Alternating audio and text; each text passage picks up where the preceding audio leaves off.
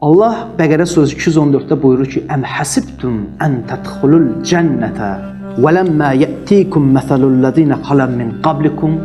Əm hasibtum, elə hesab edirsiniz ki, sizdən əvvəldəkilərin başına gələnlər sizin başınıza gəlməmiş. Ən tədxulul cənnət, cənnətə daxil olacağınızı hesab edirsiniz. Əgər bir insan o cür hesab edirsə ki, əvvəldəkilərin başına gələnlər onun başına gəlməmiş cənnətə girəcək, Allah buyurur ki, sən hesab makinən səhvdir. Ardından buyurur ki, məshəthumul bəsə və darra'u və zulzilu. Narahatçılıq keçirdilər. Darra'u, zərər sözündən. Zarra'u, zərər dəydi onlara. Maddi, yəni canınla, malınla, övladınla. Və zulzilu. Zulzilu, zəlzələ sözündəndir. Zəlzələ nə deməkdir? Titrəyiş, əsmə, dizdərəsdir. Möminlərin dizdərəsidir. Malınla, övladınla. Allah Təğabun surəsində buyurur. Təğabun surəsi 15-ci ayədə. Allah buyurur ki: "İnnəmə əmvalukum və əvladukum fitnə." Əmval malın cəmidir.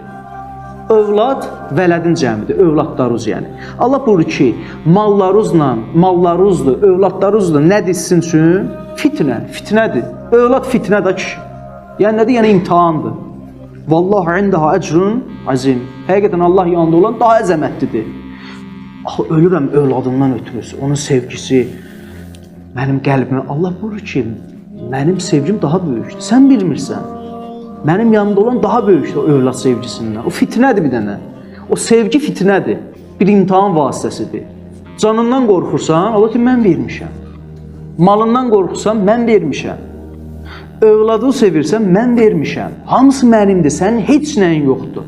İnsana nə verilibsə, ümumiyyətlə, nə verilibsə insana, nə varlıq insanda, nə neymət varsa, hamısı imtihan vasitəsidir. Hamısı. İnsan özü belə özünün deyil. İnsan özü belə imtihandır. Bunlar imtihan olmasan, fitnədir bunlar hamısı.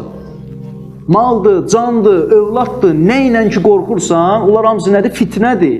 Allah buyurur ki, elə bir siz cənnətə girəcəksiniz, sizdən əvvəldəkilərin başına gələnlər sizin başına gəlməmiş cənnətə girəcəksiniz. Allah buyurur ki, yox, onlara birisi nə oldu?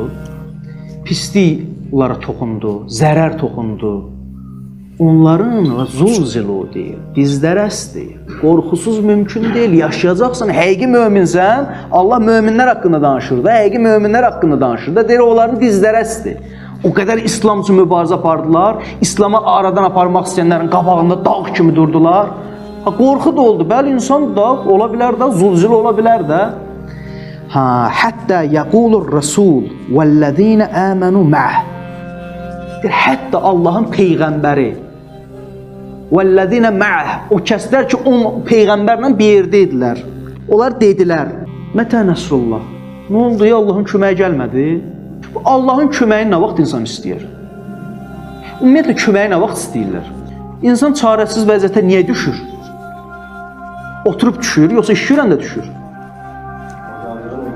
İş görəndə düşür də insan çətinliyə.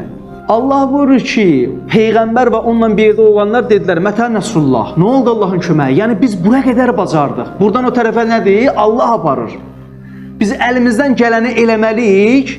Nə qədər gücümüz var, nə qədər potensialımız var, qoymalıyıq ortaya, ondan sonra Allahın köməyini istəməliyik. Yoxsa ki, Allahdan buyuruq, ağzıma qoyuruq, Allah mənə kömək eləsin. O cür kömək olunmur. Gərək iş görəsən. Allah da ardından buyurur ki, ələ nəsrallahi qarib.